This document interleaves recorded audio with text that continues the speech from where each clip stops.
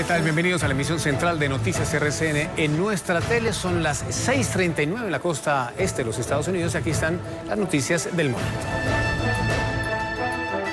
12 militares y un policía habrían sido asesinados en Huicán, Boyacá, en el oriente de Colombia por guerrilleros del ELN.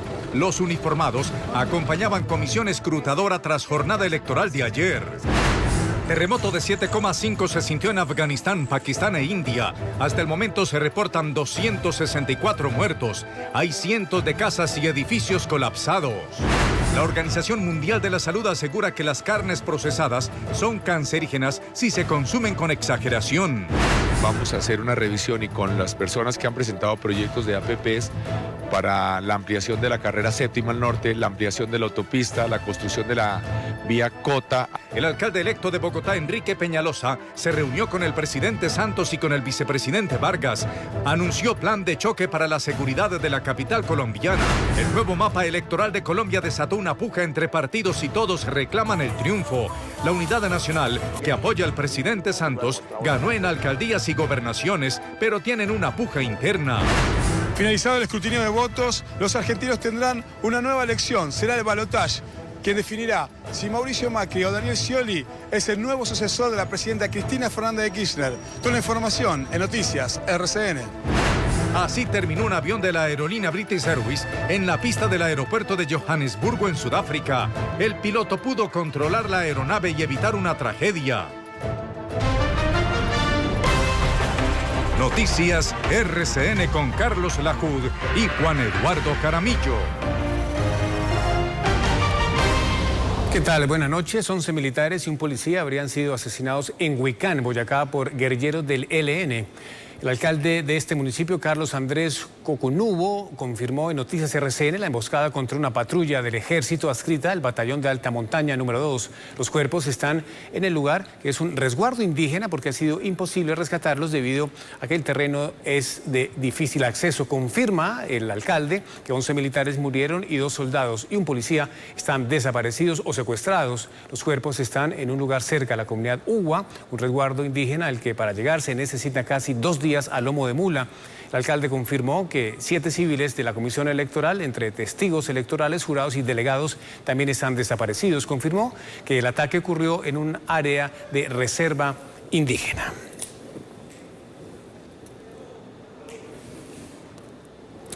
El terremoto en Asia, el movimiento sísmico de 7.5 se sintió en Afganistán, Pakistán e India. Hasta el momento se reportan 264 muertos, hay cientos de casas y edificios colapsados. El epicentro del movimiento telúrico, que se sintió a la 1:30 de la tarde hora local, se ubicó en el nororiente de Afganistán, cerca de la frontera con Pakistán.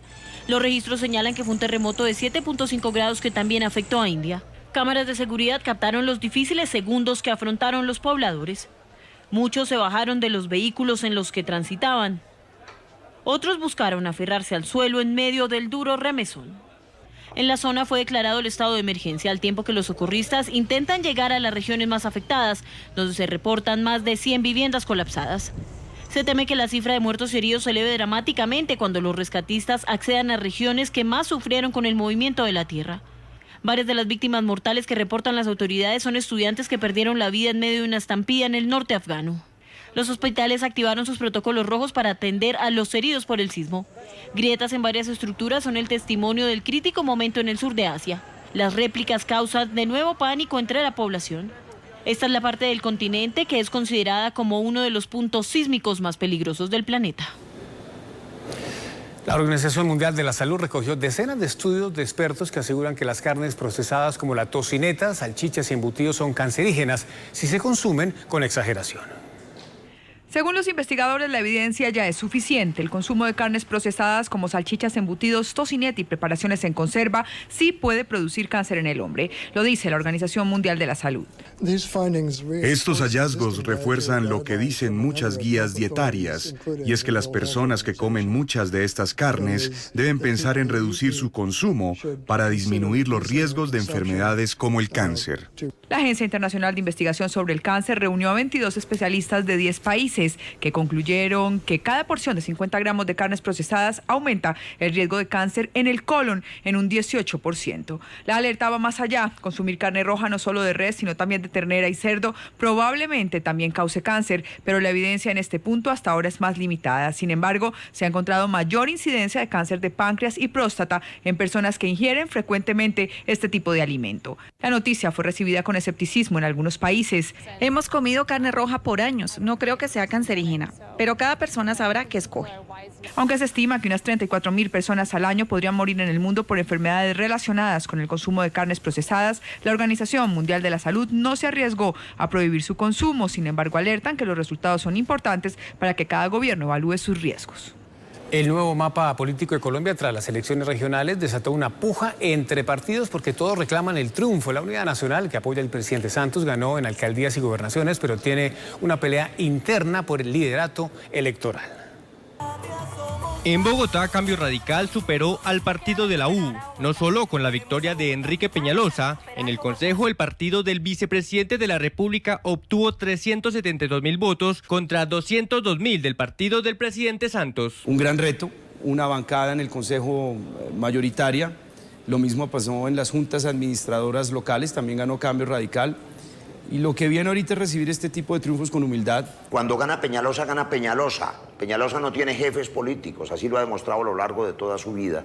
De manera que montarse en ese triunfo me parece un cálculo un tanto oportunista. El partido de la U ganó en 7 gobernaciones y Cambio Radical lo hizo en 6. Yo felicito a Cambio Radical, eligió 6 gobernaciones. Está bien, quedó tercero. De las 6 gobernaciones, 2 muy pequeñas, Amazonas y Vaupés.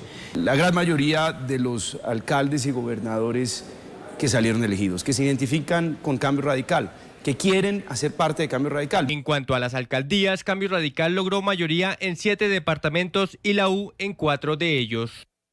Por primera vez en su historia, Argentina elegirá presidente en segunda vuelta electoral. Ni el oficialista Daniel Scioli ni el opositor Mauricio Macri lograron la mayoría de votos necesaria para evitar volver a las urnas el 22 de noviembre. Hay polémica por la demora en el conteo que arrojó como resultado un empate técnico. RCN en el lugar de la noticia con Federico Juanto. Federico, ¿qué tal? Hola, ¿qué tal? Y los argentinos irán a una segunda vuelta. Va a haber elecciones el próximo 22 de noviembre. Balotaje entre Mauricio Macri, candidato opositor, y Daniel Scioli. Los resultados se dieron muy tarde.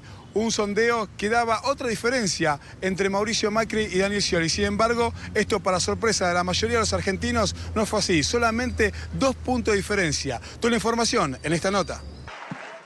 Los dos principales candidatos se adelantaron al anuncio del organismo electoral. Scioli convocaba a los indecisos, mientras que Macri confiaba en una segunda vuelta. Incluso Sergio Massa, tercero en encuestas, ya se daba por vencido. Mire, a mí me parece un poco tipo Disneylandia lo que está pasando en Argentina en este momento. Todos los candidatos han hablado, ha hablado Scioli, ha hablado Macri y ha hablado Massa diciendo que él ha perdido. Y en ningún momento ellos hablan sin datos oficiales. La demora supuso para la oposición que algo pasaba. Después de 6 horas del cierre de las urnas se reveló lo que el oficialismo temía. Después el director nacional electoral, sin ocultar su incomodidad, reveló las conclusiones de las primeras horas. No las leyó, solo se limitó a mostrarlas en pantalla. Los dejo para que aprecien. Era un hecho histórico. La oposición llevaba la delantera en las presidenciales. El opositor Mauricio Macri superaba a su contendor por 2 puntos. Después de la medianoche esto cambió y el oficialista Daniel Scioli se quedó con el primer lugar, pero la diferencia entre ambos candidatos fue mínima. Con el 97,19% de las mesas escrutadas, solo un 2% separa a los aspirantes, una cifra que puede ser considerada como empate técnico. Hoy en conferencia de prensa, el candidato opositor Mauricio Macri dijo que los argentinos quieren un cambio. La Argentina necesita un cambio y nosotros estamos dispuestos a llevarlo a cabo. Y ese cambio incluye escuchar, dialogar, rendir cuentas. Por su parte, Daniel Scioli, en otra conferencia de prensa paralela, dijo que va a buscar el voto de los indecisos. Muchas veces la palabra cambio puede ser muy atractiva, pero siento que también tenemos que darnos allí una discusión profunda. ¿Qué tipo de cambio queremos los argentinos? La segunda vuelta será el 22 de noviembre, donde se sabrá quién va a ser el sucesor de Cristina Fernández de Kirchner a ocupar el sillón presidencial el próximo 10 de diciembre. Desde Buenos Aires, Argentina, esta es toda la información que tenemos. Continuamos con ustedes en Noticias RCN. Federico, gracias. Buenas noches en Argentina. Reapareció el expresidente de Ecuador, Abdalá Bucaram. El político, conocido como El Loco, presentó una demanda en Washington ante la Comisión Interamericana de Derechos Humanos contra el Estado ecuatoriano. Argumenta que deben compensarlo con $200 millones por el daño causado al destituirlo en febrero del año 1997. El Congreso alegó que estaba incapacitado mentalmente para gobernar.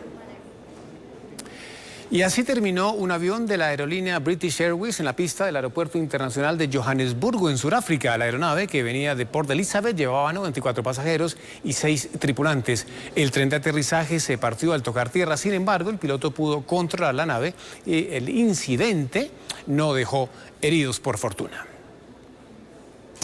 Y en China, mientras manejaba su autobús, el conductor logró divisar a una mujer que planeaba quitarse la vida al arrojarse desde un puente. El chofer detuvo el vehículo y se abalanzó sobre la joven para impedir que saltara. Esta acción heroica quedó grabada en cámaras de seguridad.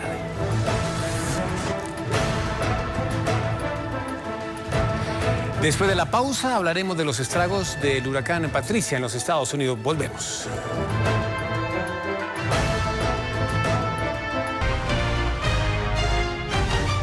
Continuamos. Los estragos del huracán Patricia se sienten aún en Estados Unidos. Hay inundaciones en los estados de Texas y Luisiana como consecuencia de los vientos de la megatormenta más poderosa de la historia del planeta. 22.000 personas están sin luz como consecuencia del superhuracán que dejó 6 muertos en México. Hay tragedia en las costas de Canadá. Miren ustedes, aquí está el momento en el que un barco se hunde durante un avistamiento de ballenas. 5 de los 27 pasajeros murieron, todos eran turistas británicos. Pescadores auxiliaron a los sobrevivientes, pues la embarcación se hundió demasiado rápido.